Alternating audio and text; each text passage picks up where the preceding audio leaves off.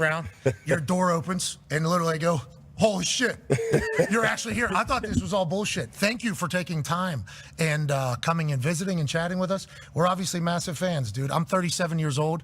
Obviously, you're a little bit older than me, but watching you, because I have, because my demo in high school was the one that was watching you dominate. You actually came to Pittsburgh, beat the Pennsylvania All-Stars, which is your high school team. And the whole story. So I've followed your entire career. Massive fan of yours. Thank you for doing this. I appreciate it. Appreciate you having me, man. Okay, it's going to be fun. Let's talk about it. You're 40 years old now. Yes, sir. You've been in the league 22 years, longer than you were not in the league. You're in the league. Right. And you're playing like you're one of the best seasons you've ever had. Why is that, you think? Is it comfort? Is it what is it about this year?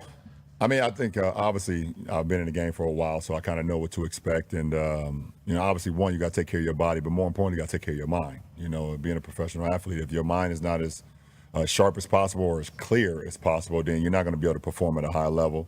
I think, seeing what our team is capable of doing, even before, the big acquisition of picking up Luka, I thought we had a good chance of making a good run. So I wanted to make sure that I was there, not only physically, but also mentally and just give to the season. But I felt pretty good, man, throughout the whole season. I know I had a little small injury that kept me out 2 weeks, 2 weeks ago, but I'm back and I feel great. We watched you do the sprint down the court thing. It was hilarious. You're just like 40 years old, doing the same thing you're doing whenever you're 18, 20. And we'll talk about the Luka trade and we'll talk about the Lakers, but you talked about, having clarity in mind and feeling good going into the season because you knew you could go on a run. There was that saying, you spent like $1 million on your body or something. Man, I don't know where the hell that shit came from.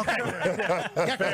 That's a very fair assessment. Yeah, I don't know where that came from, but I mean, listen, man, I do take care of my body, but I have no idea where the amount of money came from. But I do invest in my body for sure, trying to do a little bit of this, a little bit of that. Obviously, a lot of soft tissue work, a lot of massages, a lot of hyperbaric chambers, ice tubs, ice baths. Whatever I can do to continue to play at this level, man, I'm going to continue to do what I'm playing. You've committed your entire life to ball, right? That's safe to say? Yeah. And you love the sport. Is that your drive, is how much you love the sport? Or why do you think at this age you're still going as hard as you there's no way I'd be still playing, at this level, Pat, if I wasn't in love with it or didn't commit to it. I've had an opportunity to be able to be blessed with a crazy God-given talent. And a lot of us are, to be completely honest, when you find your niche in sports, there's a lot of people that's born with unbelievable talents, but it's literally the ones that really commit to their craft and literally commit to the sport in general. Being able to pour yourself into it is what you're going to get out of it too. So I figured, when I knew I had a gift at 13, 14, that I was out there on the court and I was running past guys and jumping higher and, making passes and doing things that the other 13, 14, 15, 16-year-olds wasn't doing. Mm-hmm. I was like, oh shit, this could be it. This could be it. This could be it. And I'm living in, Section 8 housing. It's me and my mom, we trying to figure it out. And I'm like, oh shit, if I commit to this, I can figure it out. I can figure it out for not only myself, but for my mom, get out of the inner city and make something out of it. So, big time for sure. And your friends, you've taken care of everybody. And I think that is one of the things that I love the most. We have Rich on here multiple times. I love Rich. He's been very good to us, but just the way you take care of your people, the way you've kind of done everything is admirable. It never gets talked about, obviously. No, I appreciate it. And the chatter that surrounds you, since you have been a guy since you were 13, and I remember the Hummer story and the shooting deals and everything back then. What's going on now with the NIL? I mean, it's completely different. Right.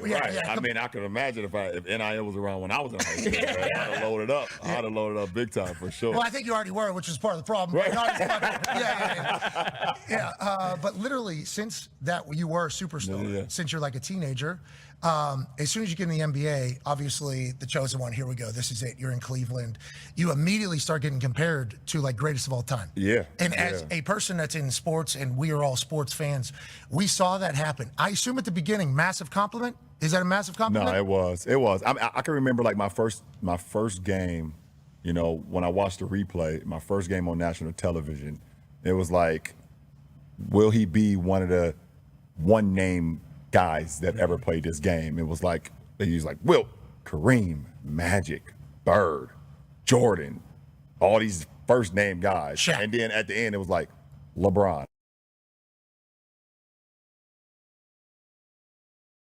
Oh, is this why you guys are giving me this already? It's like I haven't done anything, and it's like it was a compliment to be able to be, you know, in the names of those guys, but it was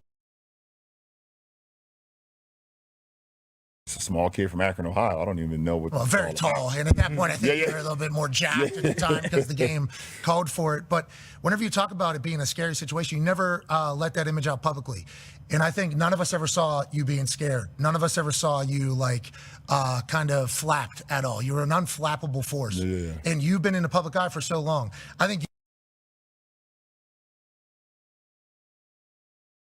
you're like and I said it earlier, child star. Like most people, especially you talk about Section 8 housing, coming from nothing to everything, being in the public eye, at some point that is going to collapse a human. Yeah, for sure. For you, it feels like it hasn't. And there's been a lot of things said. There's been a lot of fires that you've been put into, either you walked into yourself or thrown into. Why do you think that is the case? Do you think it's because your mom? Do you think it's because what? I mean, obviously, I give her a lot of credit for the way she raised me, the way she taught me, the things that she was able to instill in me. It was also me just looking at her, the way she moved and the way how determined she was to be able to make my life better, even with the circumstances that we were growing up in. So I give her a lot of credit. I had some little league coaches too that, you know, taught me about not only just, you know, playing the game and teaching me the game of basketball, but also being a young man, you know, throughout my small adolescent years. And then just like, to be completely honest, like I knew that the statistics for an inner city black kid to be able to be in a position that I was in, especially from my hometown, it never ever happens. Never. It never works out either. It never happens, and if it does happen, it never works out. You know, and you know, it was a. I mean, I want to throw him under the bus, but the only inspiration like we had was like Jerome Lane, the guy who like dunked and shattered the backboard that played for Pittsburgh. He was from Akron, Ohio. Like we saw that and we was like, oh shit, that's an inspiration. And then I went through high school, and all my boys know this too. Like I went through high school and we was playing against the inner city kids because we went to an all. This motherfucker. So I'm like, oh shit, you was like our only inspiration. We like looked up to you, and I was like, you know what? I do what I have to do to put my city on, to represent my last name on my back, man, my family, my friends, and also like it's sport. You know, sport has given us so much. I mean, I look around here. I mean, ball jerseys and like luchador masks. Like seriously, like a putt thing. Like seriously, like it's given us so much. So like I couldn't mess the opportunity up. Well, you've done. Hey, I think you figured it out. Yeah. You've done good.